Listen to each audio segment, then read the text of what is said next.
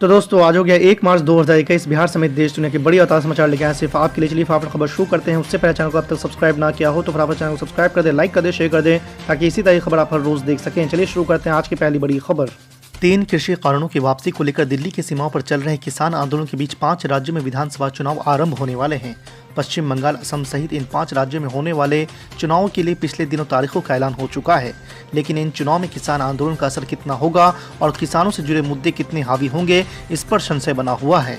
राज्यों की अब तक की चुनावी सरगर्मी से ऐसा लगता है कि शायद ही किसानों से जुड़े मुद्दे इन चुनाव में उभर पाएंगे।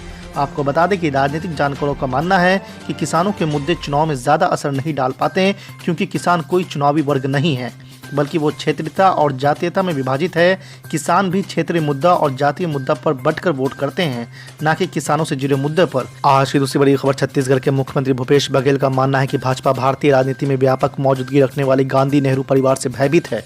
उन्होंने साथ ही कहा कि कांग्रेस नेता राहुल गांधी पार्टी के राष्ट्रीय अध्यक्ष पद के लिए एकमात्र विकल्प है। बघेल ने कहा कि भगवा पार्टी राहुल गांधी से बहुत डरती है, क्योंकि वो लगातार लोगों को प्रभावित करने वाले प्रासंगिक मुद्दे उठाते हैं। आपको बता दें कि राहुल गांधी के करीबी माने जाने वाले छत्तीसगढ़ के मुख्यमंत्री ने कहा है कि लोकसभा सांसद राहुल गांधी देश भर में भाजपा और आरएसएस के खिलाफ लड़ने वाले एकमात्र अखिल भारतीय नेता है। बघेल ने सवाल किया कि राहुल गांधी से भाजपा इतनी डरती क्यों है, जबकि वो सिर्फ एक सांसद है। क्योंकि राहुल गांधी जमीन से जुड़े नेता हैं, वो आम लोगों की आवाज़ सुनते हैं और उनके मुद्दे उठाते हैं। उन्होंने कहा कि राहुल गांधी हर वर्ग, युवाओं, बेरोजगारों, महिलाओं, किसानों, आदिवासी और अनुसूचित जनजातियों के बारे में बोलते हैं। बघेल ने कहा कि यही कारण है कि भाजपा उनसे डर गई है, क्योंकि वो सच बोलते हैं। राहुल गांधी लोगों के दिल में रहते हैं। उन्होंने कहा कि कांग्रेस के राष्ट्रीय अध्यक्ष पद के लिए राहुल गांधी एकमात्र विकल्प है। आज की तीसरी बड़ी खबर। पुडुचेरी पहुंचे केंद्रीय गृह मंत्री अमित शाह ने कांग्रेस पर जमकर हमला बोला है। अमित शाह ने कहा कि वंशवाद के कारण कांग्रेस के पूरे देश में पतन हुआ है।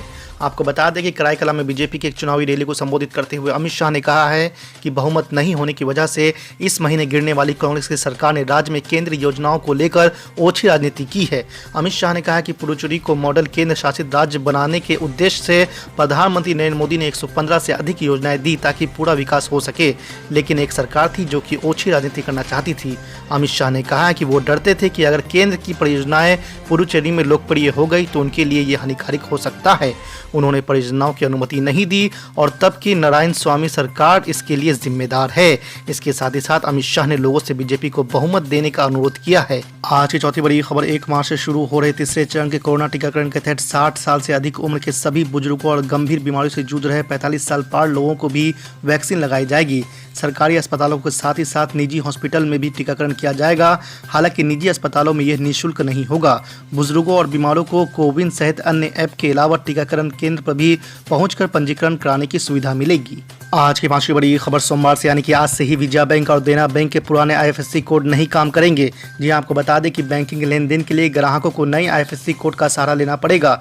दरअसल आपको बता दें कि साल 2019 में विजया बैंक और देना बैंक का विलय बैंक ऑफ बड़ौदा में हो गया था। इस विलय के बाद दोनों बैंकों से जुड़े लोग बैंक ऑफ इंडिया के ग्राहक बन गए हैं। बैंक ऑफ बड़ौदा से नई NICR कोड वाली चेकबुक 31 मार्च 2021 तक हासिल की जा सकेगी।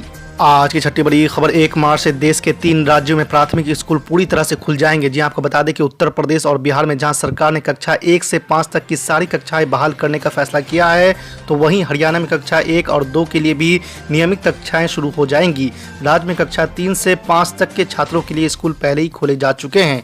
आपको बता दें कि कोरोना संक्रमण के चलते मार्च 2020 से ही स्कूल बंद चल रहे थे, जो कि अब खुलने जा रहे हैं। आज की 7वीं बड़ी खबर। बिहार चुनाव 2020 में शानदार प्रदर्शन से उत्साहित असदुद्दीन ओवैसी की पार्टी ऑल इंडिया मजलिस इत्तेहादुल मुस्लिमीन ने बंगाल में चुनाव लड़ने की घोषणा की थी।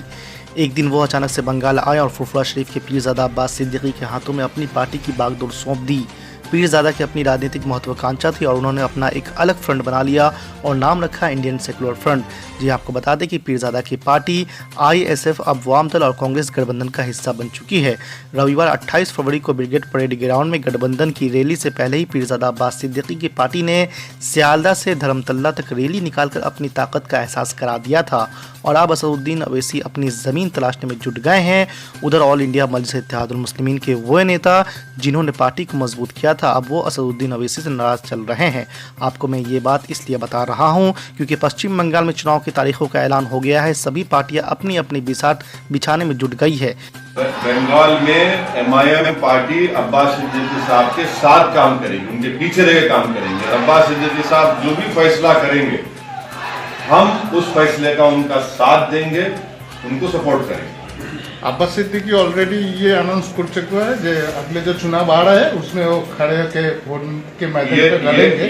ये जो भी अब्बास सिद्दीकी साहब फैसला लेंगे, डिसीजन लेंगे, एमआईएम पार्टी उनके साथ खड़े रहेंगी और फ्यूचर में क्या करना है, कैसा करना है, अब्बास सिद्दीकी साहब आपको बाद में बताएंगे। आज की 8वीं बड़ी खबर जाप्स में पप्पू यादव ने नीतीश सरकार पर साधा है निशाना। नीतीश कुमार के 7 हिस्से में खेत में पानी पहुंचाने वाला जो 550 करोड़ मात्र जिसमें दिया गया है वो, तो ये जो अपराध का कारण है उसके सबसे बड़ा कारण है शराब, जमीन का धंधा और खनन का और ठेका का धंधा। ये एक कुनबा बन गया। और दूसरा बेरोजगारी, बिहार में कोई काम नहीं बचा।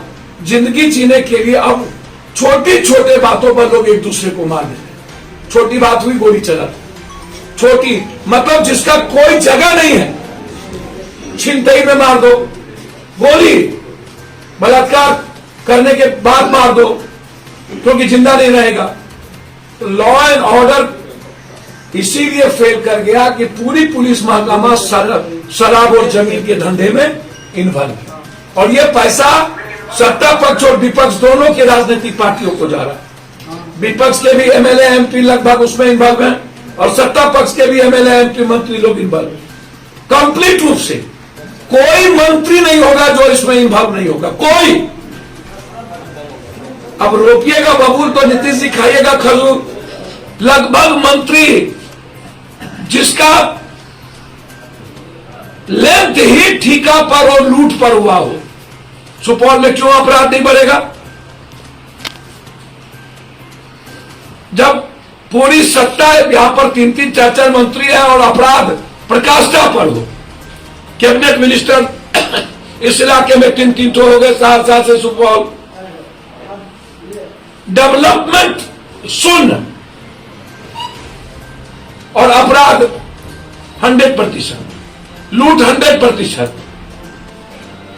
तो जो परिस्थितियां हैं नीतीश कुमार जी मिथिला कोसी सीमांचल को, वैसे भी पहले से ही कोई भी सरकार कोसी सीमांचल को सिर्फ वोट के लिए इस्तेमाल करती है।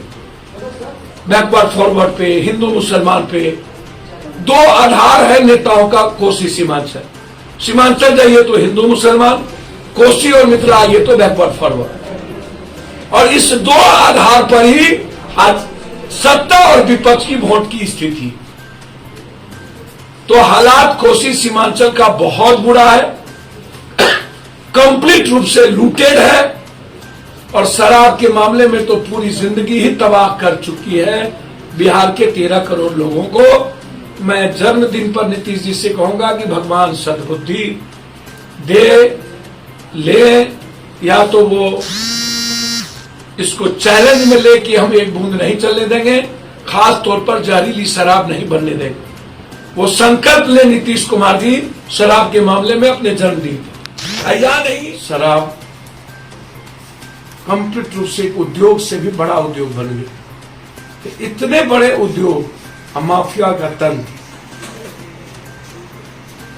और डेली लगातार मौत, शराब के पैसे से अपराधियों की पूरी खुली छूट।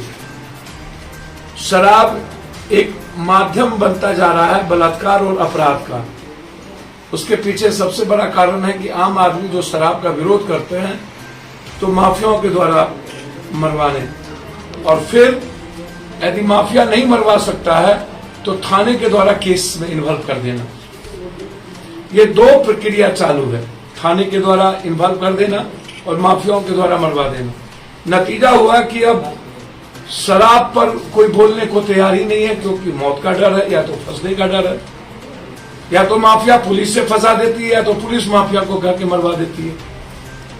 तो अब नीतीश कुमार जी के पास न निगलते बनता न उगलते बनता, कोई चारा नहीं है। आप कहते हैं कि हम पकड़ेंगे। आपने कितने आदमी का अभी तक संपत्ति जब्त किया, कितने आदमी को अभी तक शराब माफियाओं को सजा हुई, कितने एसपी कलेक्टर पर 302 का मुकदमे लगे, आपने कहा था कि एसपी कलेक्टर सस्पेंड होगी, डिस्चार्ज होगा। आप छोटी मछली दरोगा को आप सस्पेंड करके अपने पाप को, अपने कुकर्म को आप छुपाते हैं, अपनी गलतियों को छुपाते हैं।